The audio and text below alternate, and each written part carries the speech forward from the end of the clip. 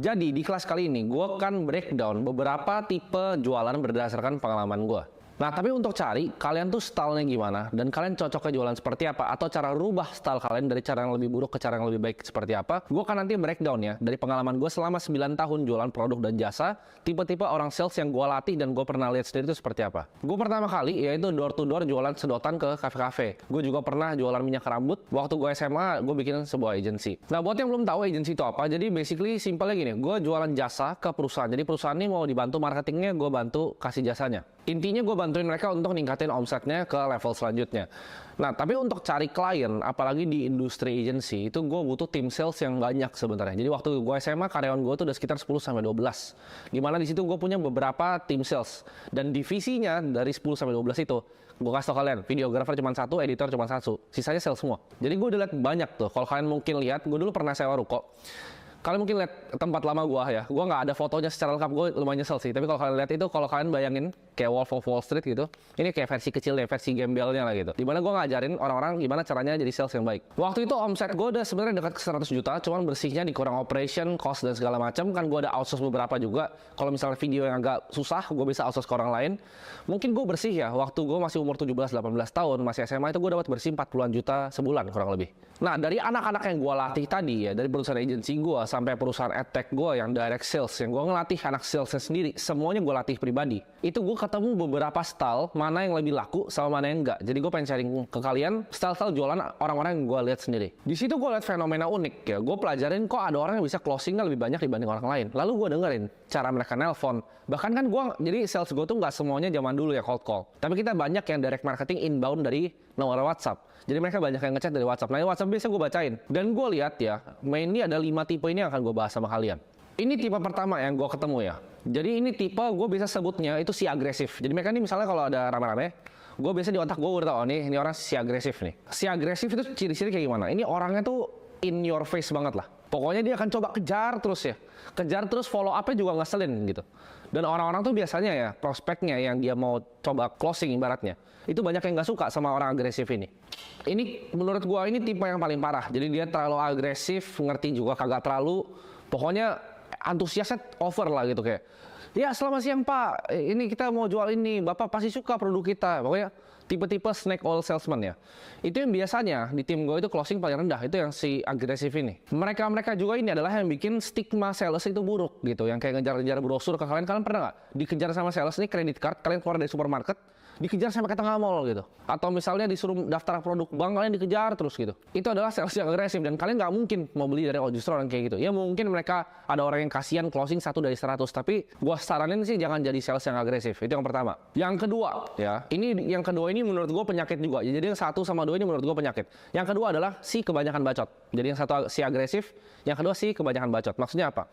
Jadi waktu itu kan gua kalau misalnya agency, untuk kita dia bisa deal retainer. Jadi retainer itu adalah harga yang dibayar per bulan untuk agensi gue.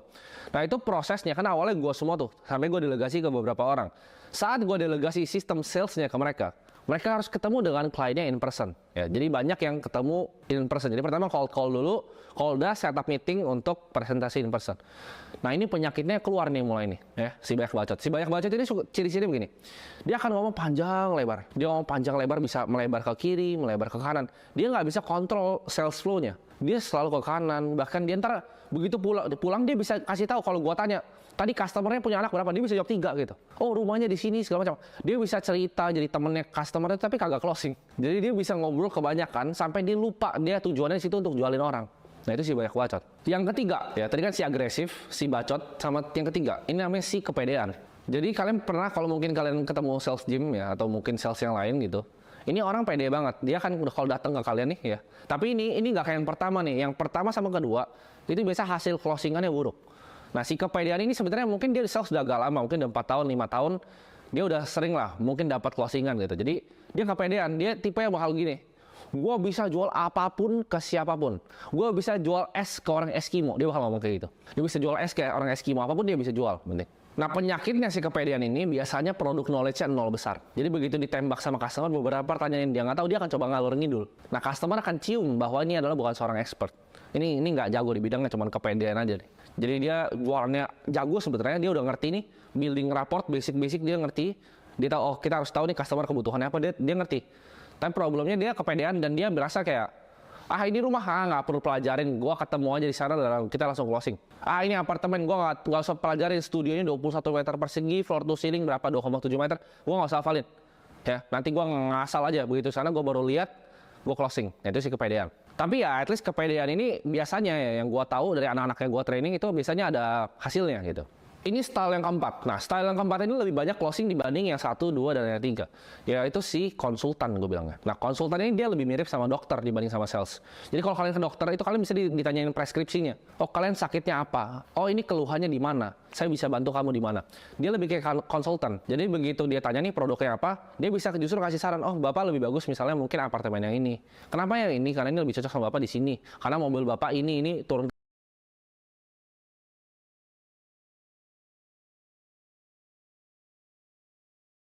lebih enak.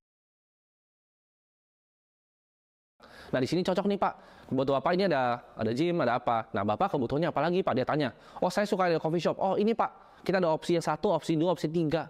Yang 3 ini ada coffee shop, di bawahnya di samping ada restoran Korea. Dia tuh kayak konsultan gitu. Kalau misalnya di asuransi juga sama. Oh, Bapak kebutuhannya apa Pak? Apakah Bapak butuh asuransi kesehatan atau butuh asuransi jiwa? Saya bisa bantu hitungin Pak. Seperti apa? Jadi kayak konsultan ya. Dia nggak maksa, dia bukan agresif. Ayo beli asuransi gua, nggak gitu. Dia juga bukan kebanyakan bacot, ngalor ngidul, ngopi terus kepanjangan ngomongnya. Dan dia juga bukan yang si kepedean, tapi dia konsultan. Nah, ini biasanya closing rate-nya dari pengalaman gue itu lebih tinggi. Contohnya ya, kalau gue waktu itu punya yang kayak gini, gue lupa namanya siapa ya, namanya Fajar. Dia salah satu top sales gue waktu di agensi gue. Jadi kalau di agensi dapat retainer biasanya gue kasih 20% ke mereka. Dan mereka biasanya ya lumayan happy lah. Karena gue bisa closing 7-10 juta, mereka dapat langsung 2 juta setiap bulan uang di muka. Kalau closing 1 doang. Dan mereka nggak usah kerja, mereka cuma perlu closing. Sisanya tim gue yang urus gitu. Nah, si Fajar ini konsultan. Jadi begitu dia telepon nih, misalnya dia telepon, oh bapak kebutuhannya ada apa? Kenapa Pak kira-kira omsetnya nggak bisa naik? Nah, dia bisa masuk tuh situ si Fajar.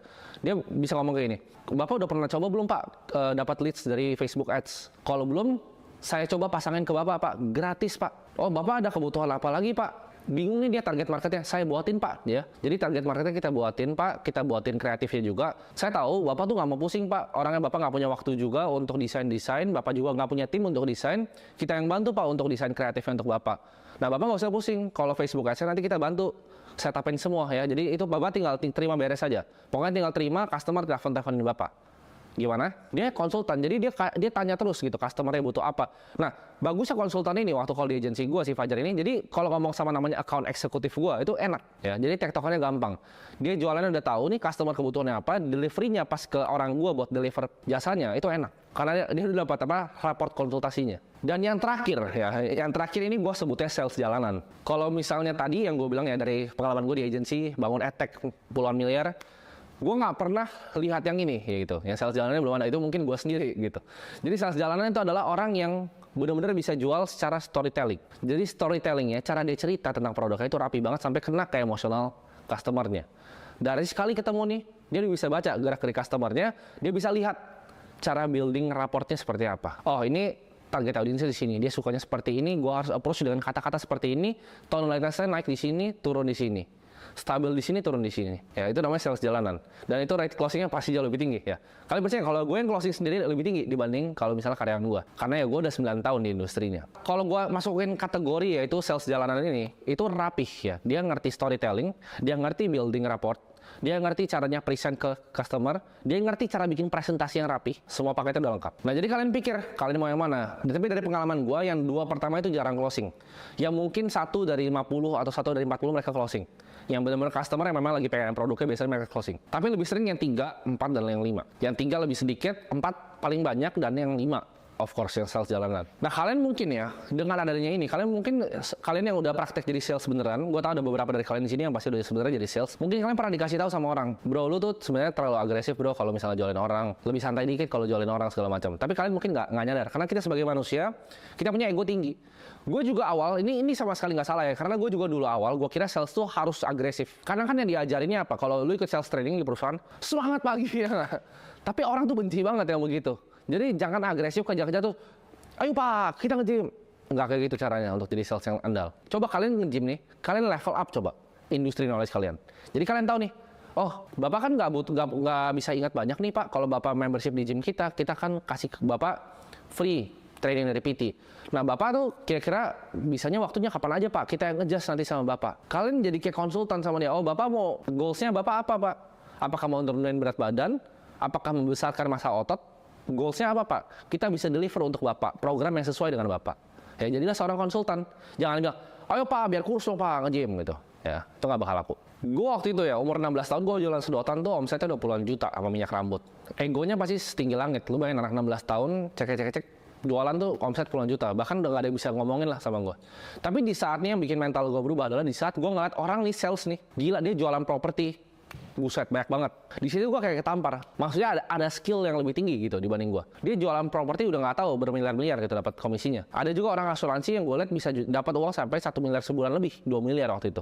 Gue mikir, mereka ini pasti tahu cara yang gue nggak ngerti. Mereka pasti main di game yang gue nggak ngerti. Ternyata game yang mereka mainin yang tadi, sales expert ini dan juga ya sales consultant. Di situ gue jadi open minded untuk mikir style jualan gue. Oh, mungkin gue harus lebih dalam produk knowledge-nya. Gue pertama kali jualan properti ya, gue sumpah, gue tuh nggak tahu produk knowledge-nya. Jadi gue biasa bisa ngomong ngasal gitu. Kalau kadang kan ya gue tau lah ya basic-basic, gue pelajarin dulu sedikit. Cuman gue nggak sampai detail. Gue nggak sampai detail tentang apartemennya, nggak sampai detail banget tentang rumahnya. Itu kalian harus tahu di luar, di belakang kepala kalian semua speknya. Pernah nggak sih kalian datang ke sales mobil, kan tanya ini dia nggak tahu, itu langsung males. Lu harus tahu DP-nya berapa, cicilannya berapa, pakai bank apa aja, KPR-nya, kita kerja sama-sama bank apa. Jangan kayak waktu itu gue beli sales mobil ya, gue beli mobil Hyundai. Gue beli waktu itu Hyundai Creta karena gue iseng makan IT lau, gue liat ini mobil kayak bagus, gue beli gitu.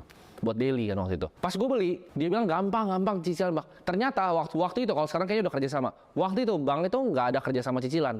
Dia bilang cicilannya setahun. Sebenarnya gue nggak mau cicil juga. Tapi waktu itu dia bilangnya 0%. Gue pikir ya setahun 0%. Gue tinggal di auto debit. Soalnya kan kalau kalian cicilan pakai BCA tinggal auto debit gitu. Gue pikir ya udahlah, ini kan ibarat kayak cuma 6 bulan setahun, mungkin 3 bulan gue cicil, gue lunasin kali gitu. Dia bilang bisa pakai BCA, ternyata nggak bisa pakai BCA gitu. Hyundai waktu itu nggak tahu kenapa nggak kerja sama BCA. Dia tahunya banknya lain. Terus gue kayak gitu. Kagak ngerti gitu ya. Indian gue juga beli cash. Dia dorong beli pakai kredit. Kenapa dia dorong beli pakai kredit? Karena dia pasti mau komisinya lebih besar. Karena itu admin fee dan lain-lain dia dapatkan di situ.